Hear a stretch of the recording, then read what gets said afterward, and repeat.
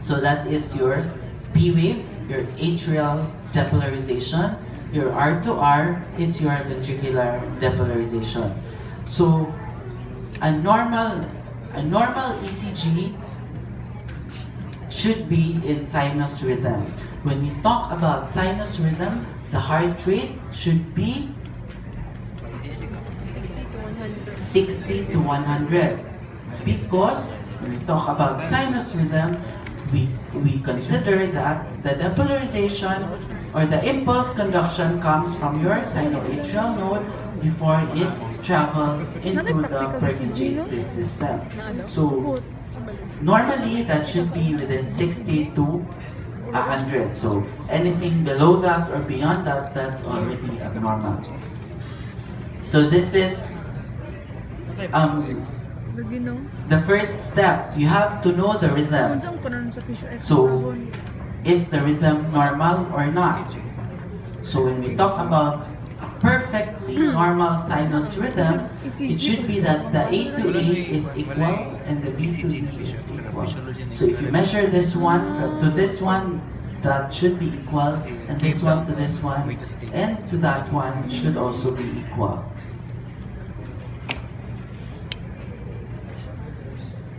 So here, so it's just a repetition actually.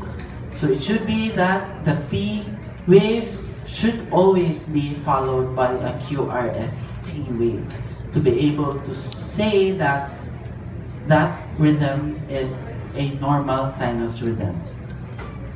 So next is the rate. How will you be able to determine the rate? So you remember the squares in the grid of the ECG? So when we talk about the rate, we have two methods, the 1500 method or the 300 method. So this 300 method will be dealing about the big squares, and the 1500 method, we will be talking about the small squares. So here you just have to count the number of small squares between the identical point on two consecutive P waves and then divide that number to get the rate. So 1/5 divided by the number of small square, that will give you the rate of the beating of the heart. 300 method, tinapulan ni nga style, tinamban nga style. If you are in a hurry, when you are faced with an ECG, you just want to know if the rate is fast or slow, you can estimate the rate by using the 300 method. So you will be dealing with the big squares. Usually we count it as 300, 150, 175, 60, 50. This is the sequence. So you just have to memorize this. You can have an estimate of the heart rate of the patient. So this is an example how to determine the rate. So of course we know that the P wave is followed by the QRS and the T. The second complex is still the same, the third complex is still the same. This signifies that the rhythm is normal. So next we want to know if we also have a normal rate. So the ideal way of measuring the heart rate is through the use of the 1500 method. So you just have to count. So bilamani, one big square is equivalent to 5 small squares. So 5, 10, 15, 20. And you have 1, 2 here, and another 1 here. You have a total of 23 small squares. 1500 divided by 23. That means the heart rate is 65 and it is normal. So meaning there is normal conduction from your sinoatrial node down to your ventricles, to the Purkinje fibers.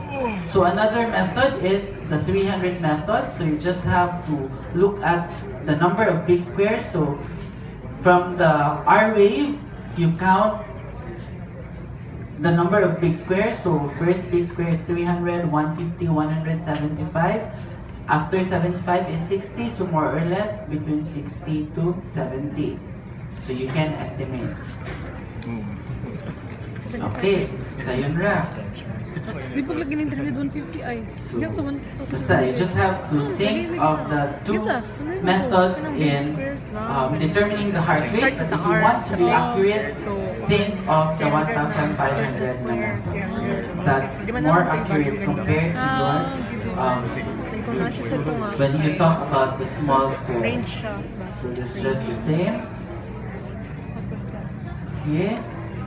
So I mentioned earlier that when we talk about irregular rhythm, you will be dealing with a 6-second strip.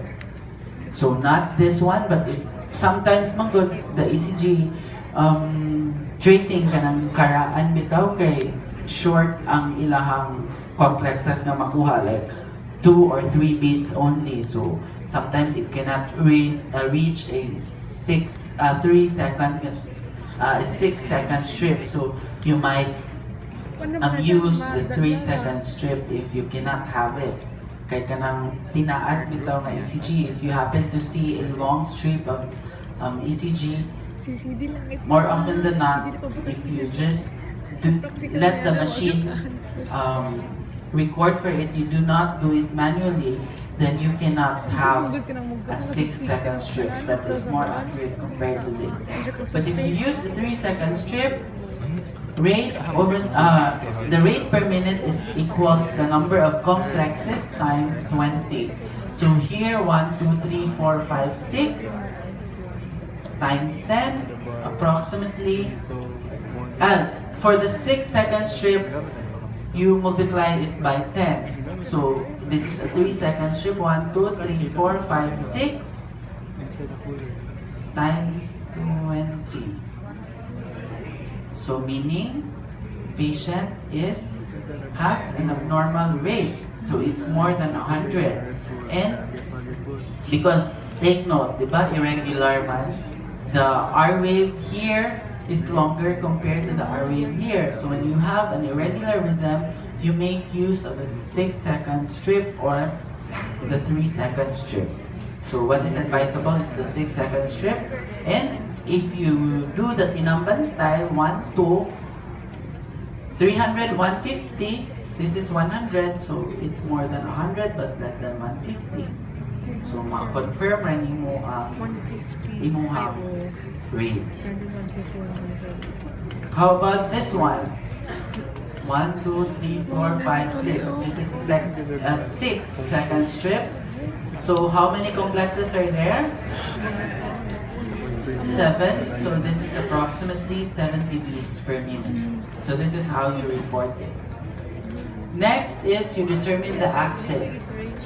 So the normal axis of the heart is bilang ganito, -30 to +90. So you have to remember that. So how will you determine the axis? Usually you look at 2 leads, lead 1 and lead AVF.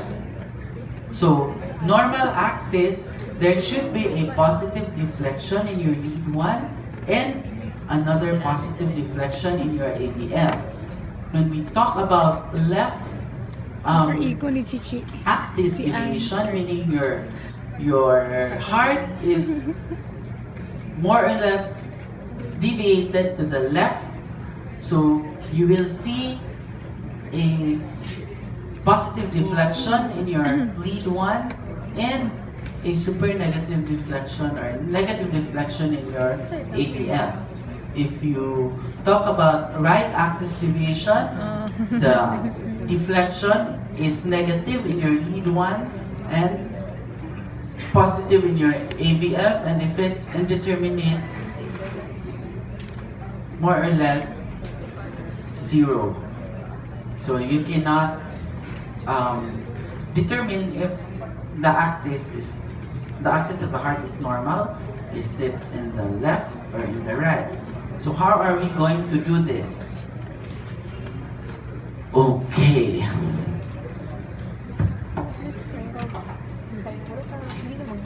Let's make use of this one. Kanang nakabulot sa kuha, hatagin lang og 500 dream laban paper malipay nga ako.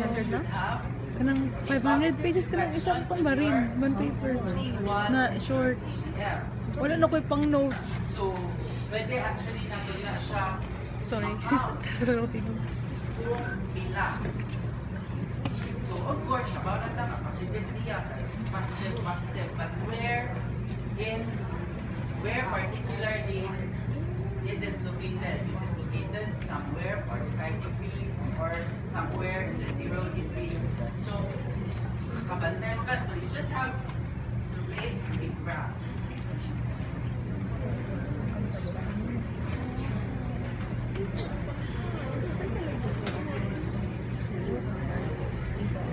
Para mas dali, okay? I think you will be doing this in your visual lab.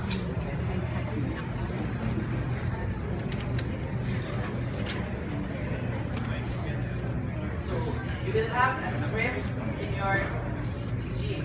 So, there is a corresponding small square span. So, if you have an ECG script, it will be more accurate as to the degree that the heart is located. So, tanawa. So, this is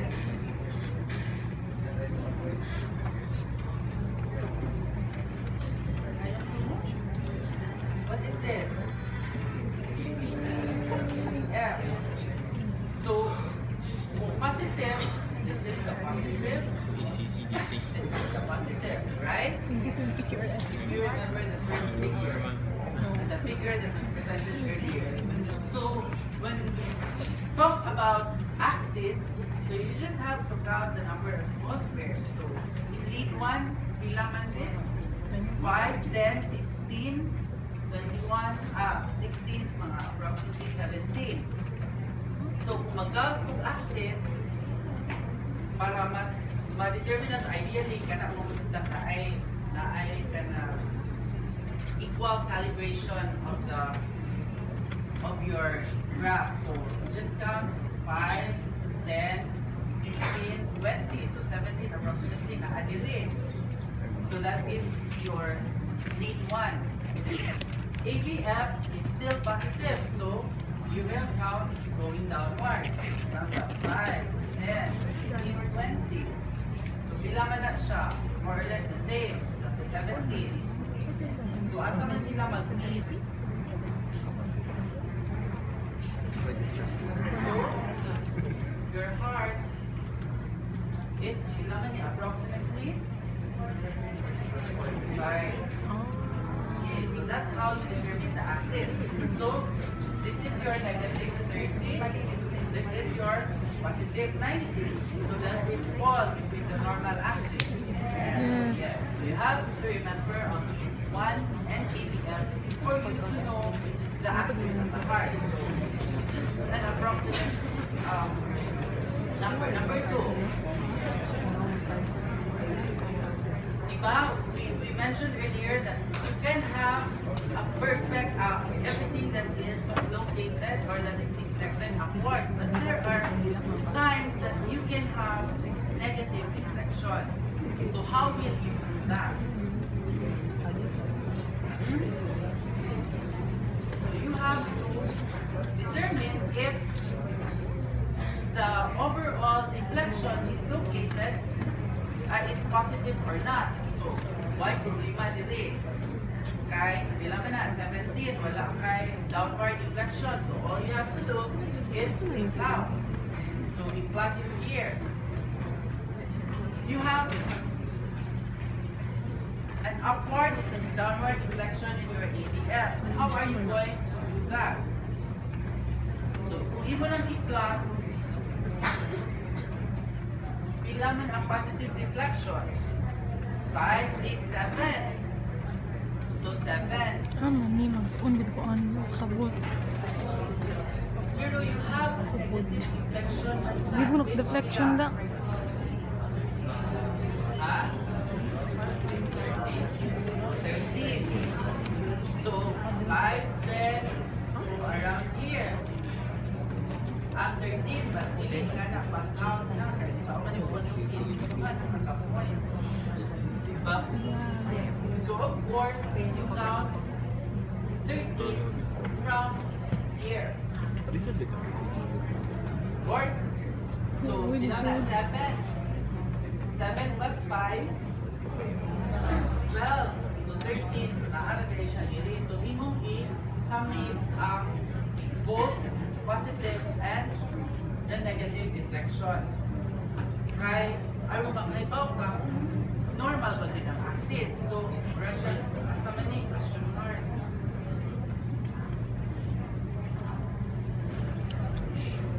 So, sakto ba ka sa nyo nga negative 30? So, if you have a tracing that is similar to that one, you have to look at lead 2. If it's not clearly seen in your lead 1 and lead ABF. So, tanaw nimo ang lead 2, if it's deflected, sa man ang deflection sa lead 2, summation of the deflection, you have 13 or 12 positive, you have 4 negative. So 9. So overall, it's a positive reflection. So you can say that this that axis is still normal. Okay? How about when we talk about left axis deviation? So who will volunteer? No way. Ano ka ideyaan? Nakalimot na ko. Saan na? 5, 10. Ano siya lang? 14.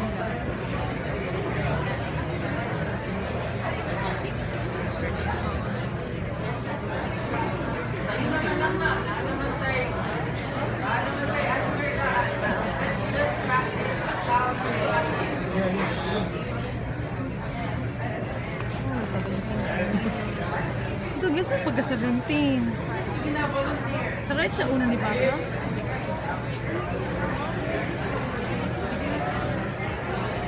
Diba, lead 1?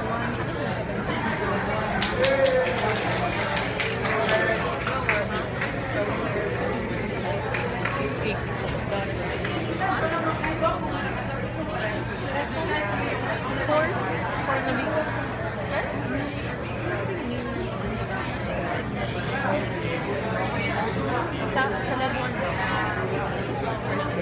5, 10, 15.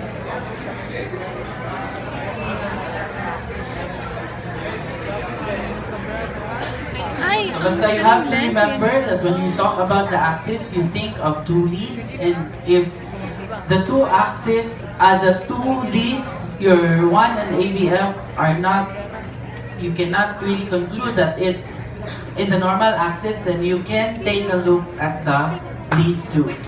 So to confirm that you really have a normal axis or not. So plot from siya. You just have to, if you see a positive and a negative deflection in the ECG, you just have to submit all the forces and the average. That's what you will plot in the graph. Okay? So next, you have to evaluate the P wave. Are the P waves present? Do they have a normal configuration? Are the P waves similar in size? And is this followed by QRS complex? Okay? So you also have to take note of that. So these are some abnormalities with your P wave. When we talk about the P waves, the best area to see for the abnormalities is your lead 2 or V1. But if you want to know the configuration of your P wave, diba, I told you earlier that V1 is not the best area to determine the deflection sa upright or not. Okay, sometimes it can have biphasic P waves, so it's better.